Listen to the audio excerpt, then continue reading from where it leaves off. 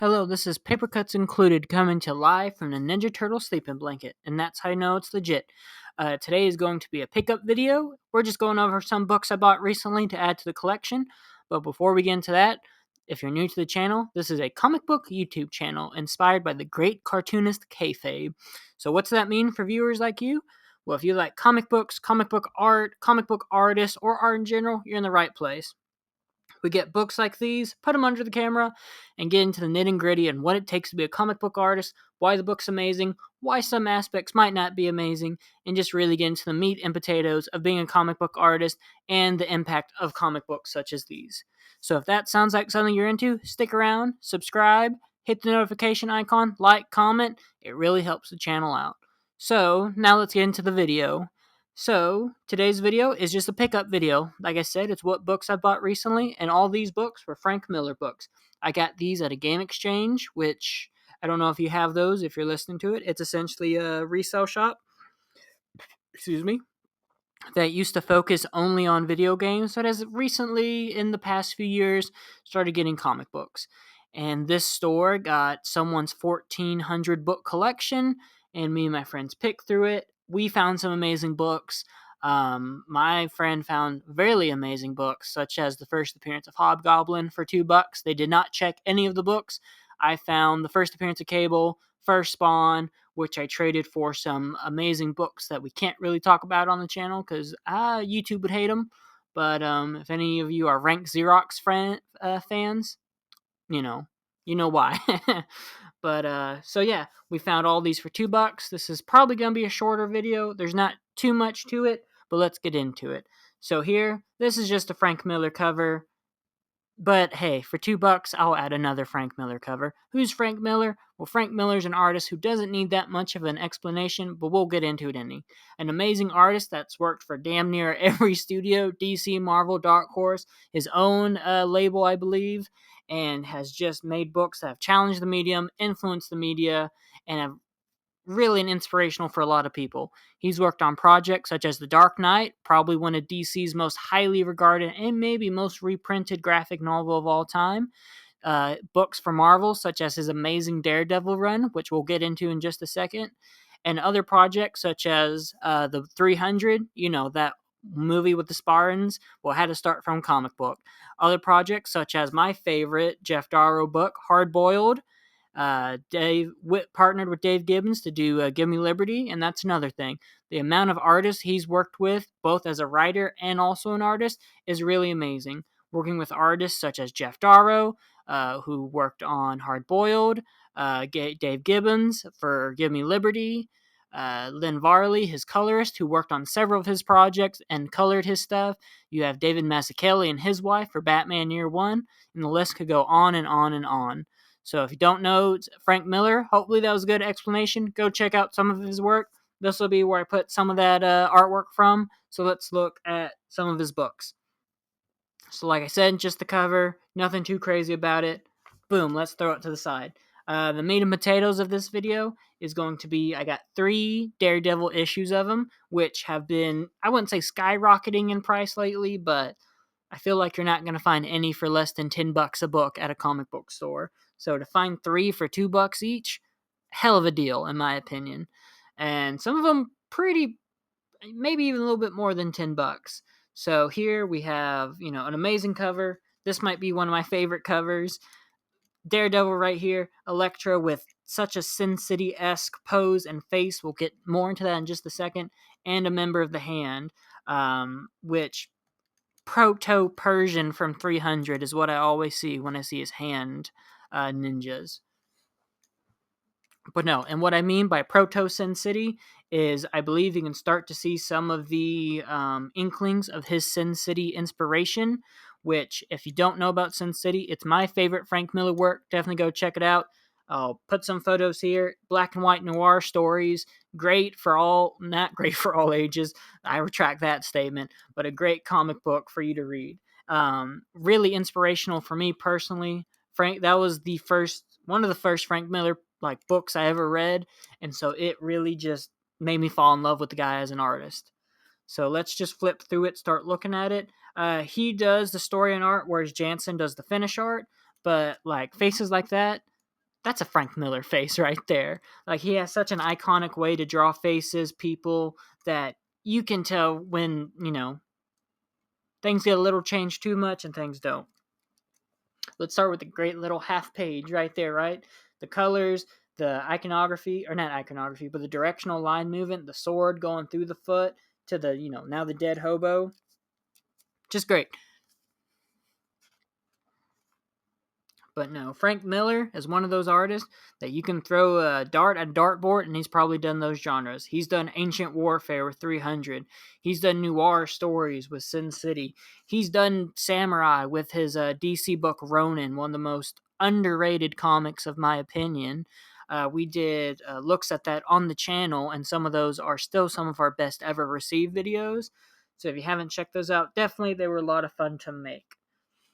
But no, Daredevil was an interesting story for Frank Miller. This was a book they gave him to try out. It was probably damn near close to getting canceled at Marvel. He turned it around to being one of the most popular books until he left, right? He introduced such characters such as Elektra, Bullseye, and really gave Daredevil that not anti-hero, but there's more to him than just a blind lawyer with a nightstick, right? A great Daredevil story by Miller is the Born Again. Miller doesn't draw it, he just writes it, but probably regarded as one of the best Daredevil stories of all time. Let me know what some of your favorite Daredevil works are. Is it Born Again? Is it a random story I don't know about? Definitely let me know in the comments. Characteristics of Frank Miller: giant muscular guys done right. None of that 90s action crap here. Suck it, Todd McFarlane. But, just Frank Miller's really good at drawing different body types. Here we have a giant muscular guy, a scrawny babe, and then an overweight janitor. So that's something you have to remember while making your own comic books. Experiment with different body types. Don't draw everyone to look exactly the same. It's a world. It's going to be full of different body types. Go to a coffee shop. There's going to be a giant buff dude. There's going to be a skinny woman. And there's going to be the janitor who's, spying on the cute girl in the background. So just try different things. I love all these. His Elektra art is so good. Like, I don't know. Elektra might be my favorite female in the Marvel Universe, but just by the way he draws it with this, now we got a homunculoid right there. Classic Miller. I think that's a character in Sin City Family Matters. This book, especially, some of these panels are very proto Sin City. At Sin City, first it was very stylized, then it went towards more of a Bigfoot cartooning with super stylized features, giant noses, giant chins, which I love about it, but I know some people kind of hated. But they can go eat a rock. But yeah, like his artwork, you can just start to see go down that path of more stylized, and I love it. I'm all there for it. He's one of those artists who has such a distinct style and didn't get bogged down by the DC house method or the Marvel house method when they try to get everyone to draw like Kirby. Like Frank Miller stands out, and you get to see his art develop and deteriorate. He is an older guy who still does art, and you can see that his hand is not as steady as it used to be. I still really like his newer works. I know a lot of people crap on it, but give the guy a break. He's he had a stroke, isn't it? And so, I still think he's doing really good work. What a spread, guy gets hit by a truck, guy's on fire, Elektra, great close up, great pose. What more could we want from a Daredevil book, right? Who would have thought Daredevil would be dealing with ninjas? And that's just the stuff Frank Miller can bring to the table. Another really great Frank Miller Elektra. He draws Elektra really good. He draws women really good until they get a little overly sexualized in Sin City. But he's a great figure artist. But I feel like his figure art is a lot different than other people's figure arts. A lot of people, such as Mike Allred, are masters of the figure, or Barry Windsor Smith. They're masters of the figure, right? Whereas Frank Miller, he does the figure really good, but I think he has his own theories and workmanship for drawing the figure. Very blocky, very, stylized in ways, but yet it works. And here, spoiler alert, we have the death of Elektra. Pretty cool to find this for $2. I think it's like a $15-$20 book. So, cool to add to the collection. Great death rattle pose, right? That's a pose I'm going to have to kayfabe and put in my own artwork somehow. I'm working on a Weapon X piece right now, and I swiped a pose from Rank Xerox. I'll post it here and post the work in progress of the sketch. So don't hate on me too hard, but let me know what I can improve on. Look at that, right? That's hard to get in prison, So again, proto Sin City, like that almost looks like a Sinkovec face. Another great Daredevil story is Miller and Sinkovec's Love and War Daredevil, and then Sinkovec and Miller's Elektra, which that's a whole beast for another day we'll have to look at with help of a co-host probably, because apparently he's one of Bill's biggest fans. You know who I'm talking about. But no, what? And this book's thick too, so we might go through it a little bit faster. Great close-up, great action. That's one of Frank's other traits, is he's a very dynamic artist. You can't say Frank's very stagnant. Even in Sin City, where it's a lot of talking, he changes it up by having these distinct, like, compositions, panel layouts, and here you just get, Daredevil jumping everywhere, right? He did the art too. Yeah, story and art, and Klaus Johnson finished it. So, not all Miller. Klaus finished it up, but, there's some parts where it's so Miller, I wonder if he finished it, There we get Bullseye. Interesting costume. Bullseye always kind of like, as a kid, I was like, oh, that must be a second-rate villain. Like, it's called Bullseye. How, like, I don't know. But no, this book's just full of action. Quick, even though it's, double stuff, like an Oreo. It's just full of, and if you're struggling with an action comic, this might be one of those books you need to go buy and look at and study, right? See how he's breaking up the panel right there with the gun? That's something you could do. Think about how you can break up your panels, make your compositions interesting, because that keeps viewer readership up, and that's what you need in a comic book. That's a really good panel right there. Just the smoke coming from that cigarette with Bullseye right there. I love good comic book smoke. That's one of my weird ticks, is I kind of sometimes judge a comic book artist by the way he draws a cigarette smoke. At first I only did Todd McFarlane style smoke. Now I do more of like a Mignola. It's funny how much like you can learn just from someone how they draw cigarette smoke. And if that makes sense to you in the comments, let me know. See, like, look at that. And it's such an interesting way to break up a page, break up the norm, right? Whereas, let's flip to this book. A book might look like this. He's breaking that up with the ha ha ha ha ha. So again, just think of different ways you can do your comic books, right? If you do it right, interesting, it's going to stand out to someone like me. You're going to get some comic book nerd who's always going to remember this page, and you're going to get artists who are going to get inspired by it like me, So just think of how can you make your book interesting to really just get that creative flow going. Don't do the same panel layout, but alternate it every 10 pages, right? Just think about what you can do different. Like, this book is so packed with panels, but it doesn't feel like it in ways, right? And now we're going to get into the big part of this book, right? Bullseye versus Elektra. To quote the great Optimus Prime, one shall stand, one shall fall. I'm all there for it. Probably one of the biggest pivotal scenes in this entire run. And something that also confused me as a kid, knowing that, oh, if Elektra was so popular, why the hell did they kill her in the same run? I'm part of that comic book generation where no one dies except for, Uncle Owen.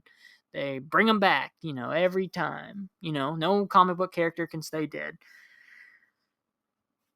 So, I don't know where I was going with that. I just had a damn stroke. But no, we're gonna get this awesome fight scene of Elektra and Bullseye. Let's see what goes on, right? And it's over quick. Like it's 1, 2, 3, 4 pages of action. But I don't know. I feel like if this was a modern comic, this might have lagged on for a while, but done poorly. Whereas, Frank does it quick, ends it quick, and we're still about to get a heartfelt part, But before that, doing all these different poses and fighting, and really, his arm going through that panel, the card going through that panel, right? Again, think of what different ways you can do to do a panel, and think about what different poses you can in a fight scene. Don't have everyone squaring up, boxing the entire time. Some characters are going to be more agile than others. Some are going to be more stoic. It's your job as an illustrator or cartoonist to figure out your fighting language and just your language in comics in general. And Frank Miller does that here. Frank Miller's art is very energetic, very motion filled, hell of bullets in Sin City, so just definitely check it out. And there, Elektra gets stabbed by her own Psy as we see her crawl from wherever they fought to Matt Murdock's door and collapse there as Bullseye was following her. Probably my favorite panel in the whole book, that one right there. I don't know why. It just looks really good in my opinion. I love the color. It might be the coloring. I'm a sucker for monochrome broken up by one guy. So, and it just looks really good. This book's really good in general, right? And this book's gonna follow a Daredevil's gonna be pissed and wants to kill the fuck out of Bullseye. Some great stoic side profiles, frontal profiles of Daredevil. With the walking stick, catches one of the cards, and we're going to see that happen. I want to flip better to that. Yeah, now we're back to the fighting already. We didn't have to wait longer, right? It's probably why it's a double stuffed issue, So you didn't have to wait a month. And also, you wouldn't have to worry about fans complaining already. So we're going to get another amazing fight scene with more just amazing aerodynamic action. Everyone's moving. No one's stagnant. These are superheroes who have trained and supervillains that are trained to, fight. So it makes sense that they're going to be flying through the skyscraper. And when are we getting Daredevil and Marvel Rivals for all my video game nerds out there? I want to play as, the the hero of Hell's Kitchen. Love the lettering. That's really good. If you're a good letterer or know a good letterer, keep them around or keep yourself around. Godsend. I love a good letterer. They're fighting on a subway. What? I don't know. I just think of the Ninja Turtles, which, was inspired by this run. So, makes sense. Some great texture effects with that paper. Great coloring. Just your classic Daredevil's hanging. What's going to happen? He's going to pull him up, right? He's not going to drop him. No, he drops him on the same page. Just this run was so interesting and so just, different, and really showed that this kid, Frank Miller, really has the chops to later become probably one of the greatest comic book artists of all time. I would argue he's in definitely the top 100. Probably if he's not in the top 10 comic book artists in general, for me, he's probably in the top 5. But who else is in your top 10 comic book artists of all time? You have people like him. You have, well, that'll be a video for a different day. I don't want to spoil it. I'm sure people are going to argue Wally Wood, and again, different video. I'm going to get too sidetracked. As now we're getting all these close-ups, like it. Let's see, 1, 2, 3, 4, 5, 6. 1, 2, 3, 4, 5, 6. Is it carried on the next one as well? 1, 2, 3. Yeah. So see, he's repeating these panels. 1, 2, 3, 4, 5, 6. 1, 2, 3, 4, 5, 6. So that's he's a really good panel layout guy. That's probably one of his most underrated strengths, is he knows how to design a damn comic book. So if you're struggling with that, like I am at times, definitely read some Frank Miller Daredevil or Ronin. It's really good in Ronin, the way he does his panel layouts. Panel layout is a study. A lot of people who don't know comic books think, oh, you're just drawing squares, one big, one small. And it's like, no, there's a science behind it, and I still don't fully understand it. So, to find artists who are really good at is a really good godsend. But, this is the Deaf Electra. I love that close up of his face. Just great book, great art, great artist. We have one more book to look at before we call this video to a close. Let me take it out of the plastic real quick.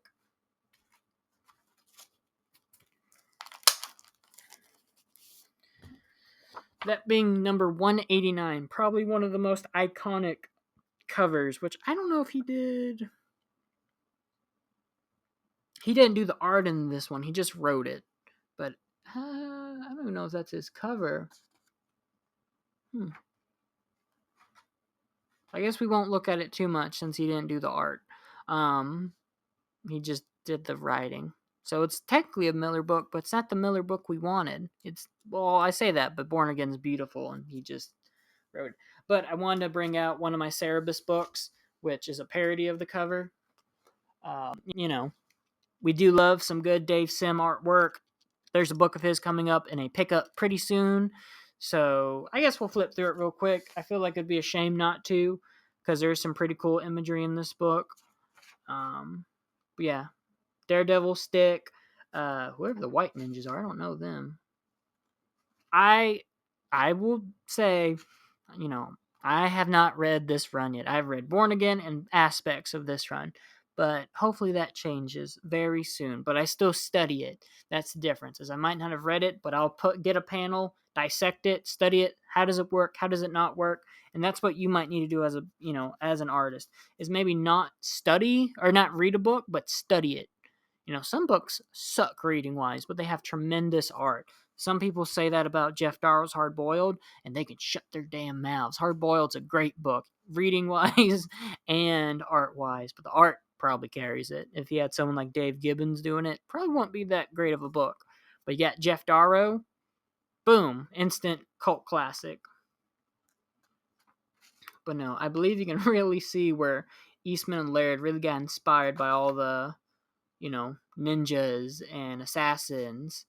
So, if you really like Ninja Turtles, definitely check out the Frank Miller Daredevil. Look, he gets blown up.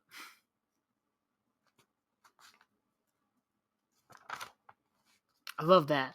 When I was looking at this book the other night, that might be one of my favorite Daredevil looks ever. I don't know, just the shading, the red of his eyes.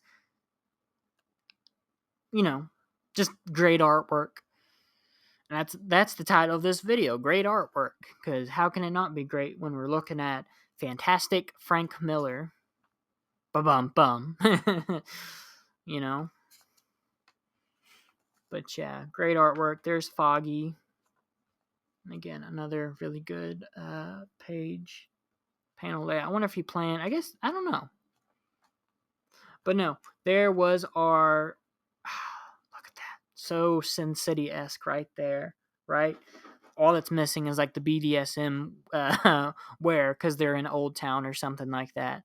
So yeah, there is our Frank Miller pickup video. Hopefully you guys enjoyed it. If you made it to the end of this video, thank you. It really means a lot to us. Looking at these amazing Frank Miller books was a lot of fun to do. Hopefully we can find more again for some really good prices, but we still got a lot of videos in the chute to come out. I don't know if there's more pickups from this video, or there is, and they're probably not as cool as just a Frank Miller video, but definitely keep checking it out. We post every Monday, Wednesday, and Friday until next week or the week after. There's a surprise for that. We'll let you know how that works out. Definitely keep in touch for this Friday's video. If you like Madman by Mike Allred, we'll definitely stay in tune, because we'll be looking at Madman #1, the first ever issue by Tundra, because we love Tundra here, we love Madman, and we love Mike Allred. So, from me to you, some Martian orders. I'm Lavishing Lando. Make more art.